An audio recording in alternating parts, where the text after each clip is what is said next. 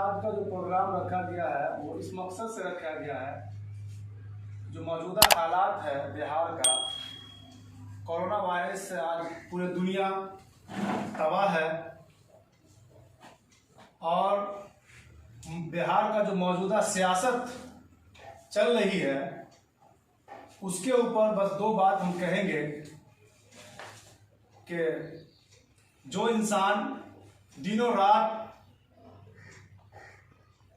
आम जनता का सेवा करने के लिए 24 घंटा लगा रहता है और उस इंसान का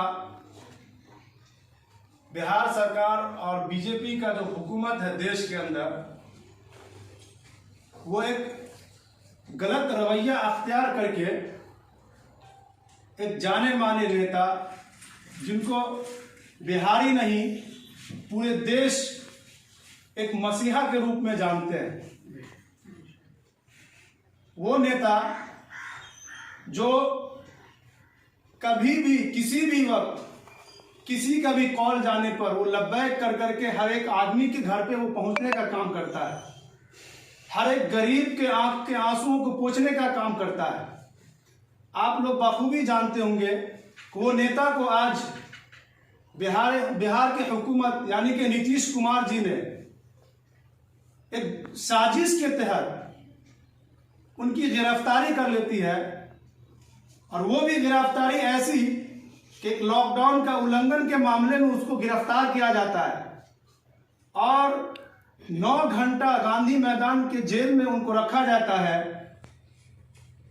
और तरह तरह की उनको टॉर्चर किया जाता है और उनको फिर बेल दिया जाता है 9 घंटे के बाद। उतना ही में मधेपुरा पुलिस 32 साल पुराना, पता नहीं कितने साल पुराने केस लेकर के पहुंच जाते हैं और उनकी गिरफ्तारी मधेपुरा पुलिस कर लेती है। ये एक गलत साजिश है उनके लिए, और बिहार सरकार अपने नाकामी को छुपाने के लिए जो 15 साल उन्होंने मलाई खाने का काम किया है, वो अपने आप को एक स्वास्थ्य व्यवस्था को ठीक नहीं कर पाए। वो बिहार में नहीं मेडिकल कॉलेज, नहीं इंजीनियरिंग, नहीं एम्स और नहीं किसी हॉस्पिटल का सुविधा को ठीक कर सके। पप्पू यादव क्या काम कर रहे थे? बिहार सरकार का तो मदद ही तो कर रहे थे, उनको कॉपरेट तो ही कर रहे थे। तो ये बिहार सरकार को हजम नहीं हुई उनकी मदद और उनको गिरफ्तार कर लिया जाता है। मैं सभी साथियों के माध्यम से मैं बिहार के नीतीश कुमार से ये मांग करता हूं कि पप्पू यादव जी को तुरंत रिहा करा जाए ताकि वो फिर से गरीबों का मदद कर सके। इसलिए ये प्रोग्राम इसी के लिए रखा गया था। अभी इज्तिमाई दुआ की जाएगी उनकी सेहत को लेकर के। अभी वो दरभंगा DMCH में भर्ती हैं, उनके हालात ठीक नहीं है, नाजुक हालात से वो गुजर रहे हैं। हमारी मुलाकात पप्पू यादव जी से परसों DMCH में हुआ था। उन्होंने हमसे बहुत सारी बातें कही और उन्होंने कहा कि हमारे लिए दुआ कीजिए, अपने दोस्तों अहबाबों को कहिए मेरे लिए दुआ करने के लिए। अगर मेरा सेहत ठीक रहा तो इंशाल्लाह फिर मैं सब किसे मिलूंगा। इसी वजह से हम आज ये प्रोग्राम रखे हैं कि हमारे सारे दोस्तों को हमने बुलाया है, सभी लोग आए भी हैं। तो अभी दुआ का प्रोग्राम रखा गया है और हमारे दोस्त, हमारे अब्दुल्ला भाई भी प्रखंड अध्यक्ष हैं हमारे पार्टी के, वो भी आए हुए हैं, नजर आलम भाई भी आए हुए हैं, नौशाद भाई भी आए हुए हैं, कई सारी मेहमानों हमारे दरवाजे पर आए हुए हैं। तो ये लोग भी अभी कहेंगे कुछ बात, आप लोग सुनेंगे इनको।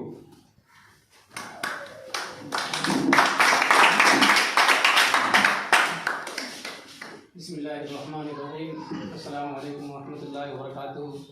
दोस्तों, ये वक्त जो है तकरीर और खिताबत या आवाज़ नसीहत का नहीं है।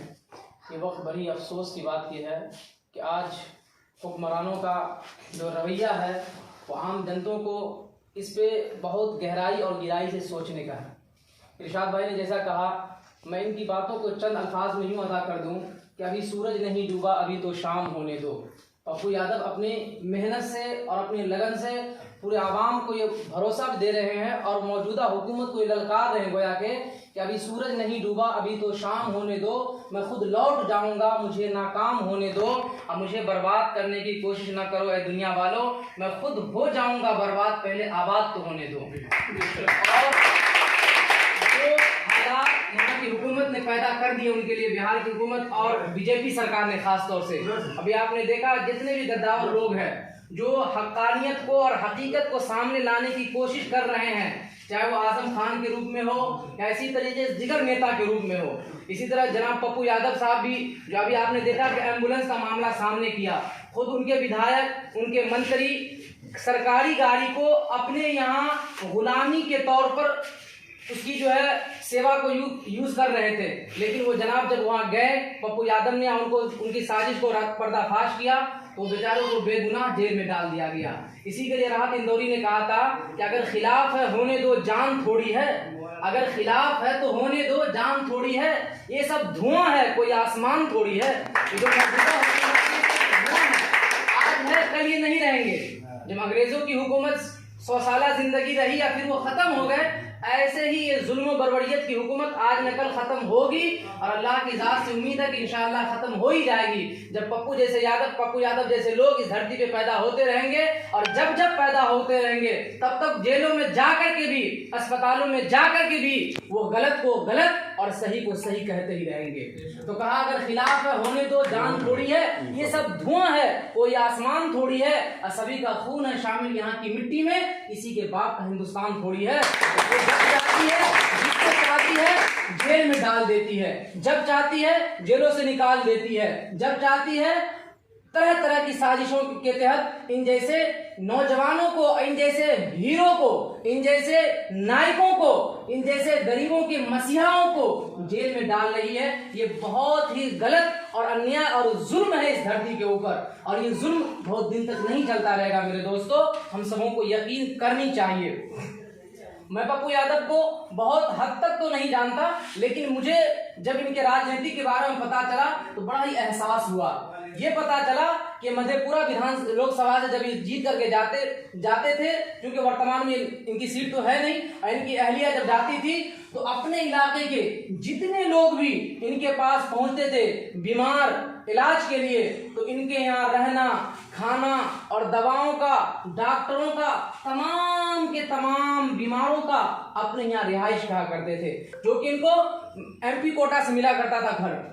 ये इतने मसीहा लोग हैं, इतने अच्छे लोग हैं। मैंने इनको वो भी देखा जब सैलाब का जमाना है और आप एमपी है, अगर आप चाहते तो बॉडीगार्ड लेके घूमते, आप चाहते तो एसी गाड़ी में बैठ करके मंजर देखते, हजारों को दे देते पैसा, और वहीं टीवी पे बैठ करके मोदी जी की तरह और दिगर नेताओं की तरह देखते। लेकिन ये आदमी इतना से लेकर के इतना पानी में जाकर के, गरीबों में जाकर के उनके रोजी रोटी का मामला को हल करता है। ये वो इंसान है जो अस्पताल के एक माँ अपने 26 साल बेटे को लेकर के, उसके मुर्दे को लेकर के, अपने बेटे के लाश को लेकर के रो रही है।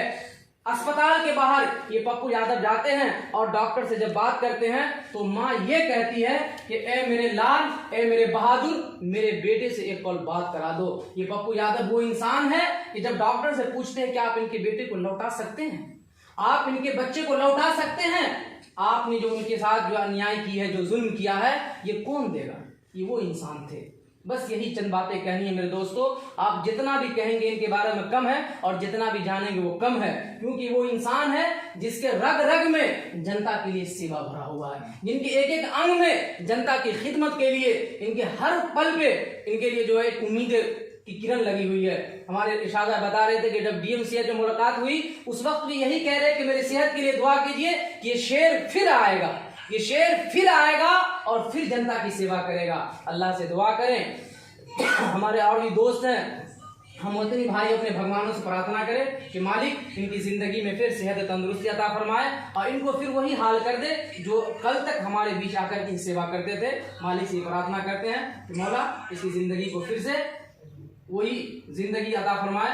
और इरशाद भाई भी यहाँ मौजूद है और दीगर लोग भी मौजूद है जिनको मैं नाम के तौर पे तो नहीं मिला, लेकिन चेहरे से हम जानते हैं। सभी से उम्मीदें करते हैं, दुआ करें अल्लाह पाक, और हमारी माँ बहनें भी दुआ करें इनके लिए, क्योंकि वो इंसान है जिनके लिए दुआएं करनी चाहिए और दुआ के मुस्तहिक भी है ये। अल्लाह ताला हम सबों को कहने सुने ज़्यादा अमल की तौफीक नसीब फरमाए।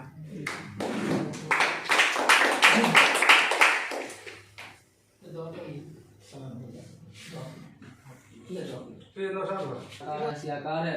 मौला हम सब गुनाह कबीरा और सगीरा को माफ़ फरमा। ऐ मौला करीम मुल्क के जो हालात हैं, ऐ अल्लाह अमन सुकून सलामती अता फरमा। ऐ अल्लाह ये कोरोना जैसा वबा जो हमारे बीच मौला करीम आ चुका है, मौला अपनी रहमत से, ऐ अल्लाह अपने तमाम के तमाम रहमानियत से अल्लाह इनको दूर अता फरमा।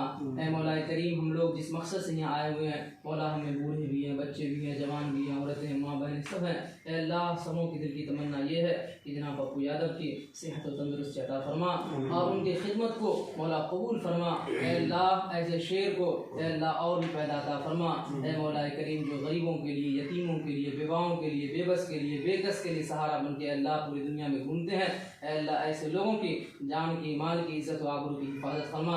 ऐ मौला जालिमों के जुल्म को ऐ अल्लाह नाकाम फरमा।